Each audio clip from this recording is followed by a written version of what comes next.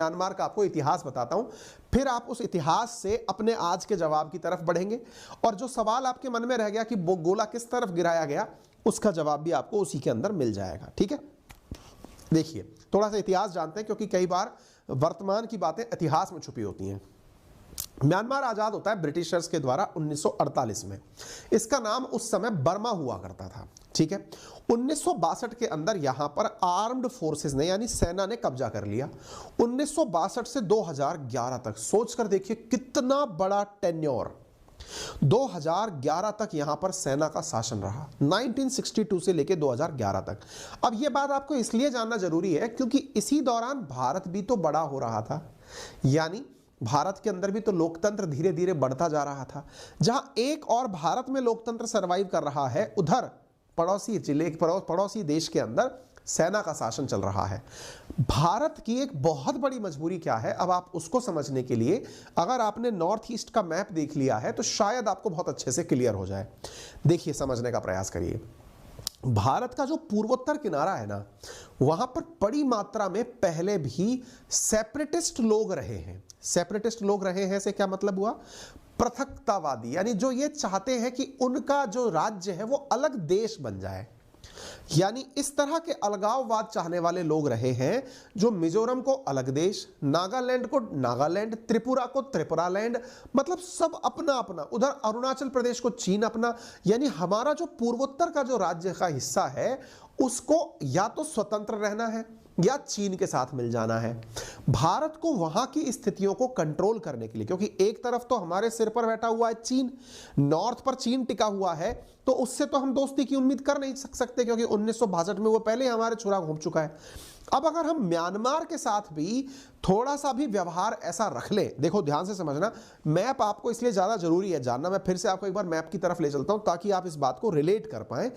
अगर आप इस चीज को देखें कि भारत के लिए यह पूर्वोत्तर क्षेत्र कितना मायने रखता है, इसको समझने के लिए आप पहले बांग्लादेश को समझें। बांग्लादेश से अगर हम उत्तर की तरफ चलते हैं तो यहां पर हमको सिलीगुड़ी कॉरिडोर दिखाई देता है। आप सोचकर देखिए कि भारत के साथ अगर पूर्वोत्तर की बात की जाए तो पूर्वोत्तर मुख्य भारत से इतनी सी लाइन से कनेक्टेड है, 20-22 किलोमीटर चौड़ी पट्टी से कनेक्टेड है। बाकी पूरा की पूरा जो यह हिस्सा है यह एकदम लैंडलॉक हिस्सा है। लैंडलॉक हिस्से में एक तरफ बांग्लादेश, जो कि कभी पूर्वी पाकिस्तान हुआ करता था, यानी 1971 तक तो ये पाकिस्तान ही था, और आज भी यहां पर पाकिस्तान के अवशेष तो है ही ना, ये भी तो हमसे सेपरेट होकर धर्म के आधार पर अलग देश बना था। पाकिस्तान के साथ तो ये भी गया था ना। तो ऐसी स्थिति में इससे भी आप ये तो अपेक्षा नहीं कर सकते कि ये पूर्वोत्तर पर हमारा जो भी अधिकार है उसको बनाए रखने में मदद करेगा।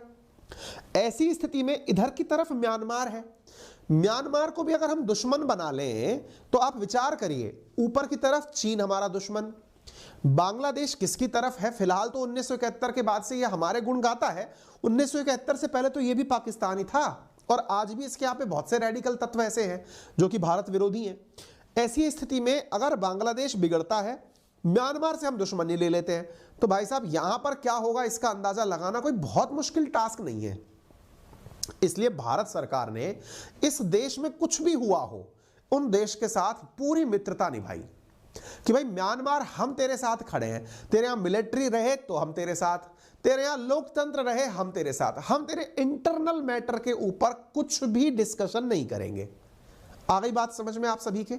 यानी भारत म्यांमार के आंतरिक मसलों पर कुछ भी नहीं बोलता, चाहे यहां रोहिंग्या का मसला हो, चाहे यहां लोकतंत्र का मसला हो, चाहे यहां गोले बारूद बरसे। और तो मजेदार बात यह है कि भारत और म्यांमार की दोस्ती इतनी जबरदस्त है कि भारत जो यहां पर सेपरेटिस्ट लोग अपने आप को अलग देश की मांग करने के नाम पर बढ़ावा देते हैं, अगर वो भारत की सेना के द्वारा स्ट्राइक करने पर छुपकर म्यांमार में भी बैठ जाते हैं ना, तो भारत की फोर्सेस जाकर म्यांमार के अंदर एयर स्ट्राइक करके चली आती हैं।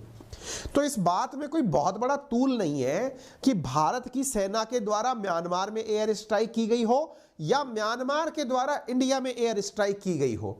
दोनों ने अपने क्षेत्रों को इस प्रकार से बफर जोन के रूप में बना रखा है कि जिसका जो दुश्मन जिधर जाके छिपेगा उसको निपटा दिया जाएगा। अब आप में से कुछ लोग कहेंगे, सर ये तो गलत बात है। देखिए भाई साहब, बात ऐसी है कि हमें अपना देश बचाना है और देश हित सर्वोपरि हित होता है, इसलिए आज तक किसी भी सरकार ने म्यांमार के मसले पर कुछ भी बोलने से अपने आप को परहेज में रखा है। क्योंकि हमने एक बार बोलने की कोशिश की थी नेपाल के केस में, हमने सोचा कि यहां पर थोड़ी सद्बुद्धि होगी, यहां पर मेजॉरिटी में इंडियंस की तरह ही लोग रहते हैं, मेजॉरिटी हिंदू यहां रहते हैं, शायद नेपाल थोड़ी सद्बुद्धि दिमाग में दिखाएगा। यहां के रहने वाले तराई क्षेत्र के लोगों को अधिकार दिलाने के लिए भारत ने एक बार एक कमेंट किया था कि हाँ, नेपाल का जब संविधान बन ही रहा है तो तराई में रहने वाले लोगों को भी अधिकार मिलने चाहिए। इस बात का आज तक इंडिया जो है वो नुकसान भुगत रहा है, क्योंकि इतनी सी बात पर वो मुंह फुला के तूमड़े सा बैठ गया और जाकर के चीन की गोदी में जाके टिक गया कि नहीं साहब देखो, इंडिया मेरे इंटरनल मैटर पर अब हस्तक्षेप कर रहा है। चीन को चाहिए क्या? उसको तो पता है ना कि ये जितने भी क्रैक टाइप के लोग हैं, इनको कुछ नहीं चाहिए, इनको तो लुढ़कना है, इधर लुढ़केंगे नहीं तो उधर लुढ़केंगे, उससे नाराज मेरी गोदी में लुढ़केंगे, मुझसे नाराज उसकी गोदी में लुढ़केंगे। तो ये लुढ़कने लोटों को इंडिया पहचानता है।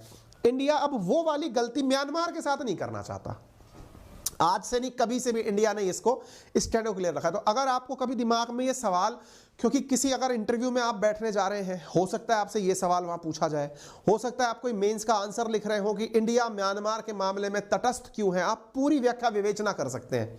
इवन इंडिया ने यहाँ की सरकारों के साथ अपने व्यवहार पूरी तरह से मेंटेन रखे। अभी रिसेंटली आप देखिए, जब से म्यांमार बना है तब से लेके अब तक पहली बार 74 साल के अंदर पहली बार यूनाइटेड नेशंस के अंदर म्यांमार को लेकर के प्रस्ताव पेश किया गया, लेकिन भारत ने उसमें भी वोट नहीं दिया। भारत ने कहा ना, अपन नहीं पड़ेंगे इस पचड़े में, तुम लोगों को लोकतंत्र लाना है ले आओ, यूनाइटेड नेशन जिंदाबाद, करो जो करना है।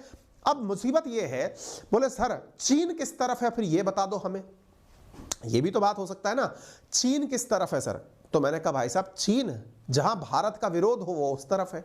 म्यांमार में चीन सक्सेसफुल क्यों नहीं हो पा रहा है? कोशिश तो खूब करता है वो, क्योंकि भारत ने आज तक म्यांमार को उल्टा कुछ दिखाया ही नहीं कि भाई तेरे साथ है हम, तो अब तेरे मन में आए तो रख। ऐसी स्थिति में अगर इंडिया कुछ भी तरह से म्यांमार के खिलाफ हो जाए तो चीन तो बैठा है तैयार आने के लिए। अब आपको मैं बताऊं, अभी यूनाइटेड नेशन सिक्योरिटी काउंसिल के 15 देशों के बीच में जब ये प्रस्ताव आया कि हाँ जी, अभी की बात बता रहा हूं, अभी 7 दिन पहले की, कि म्यांमार के खिलाफ कोई बात क्यों नहीं करता, तो 12 देशों ने म्यांमार के खिलाफ वोट किया। भारत ने वोटिंग में भाग नहीं लिया। भारत का कारण बता दिया मैंने अब आपको। अब ऐसी स्थिति में चीन और रूस ने भी वोटिंग में भाग नहीं लिया जनाब।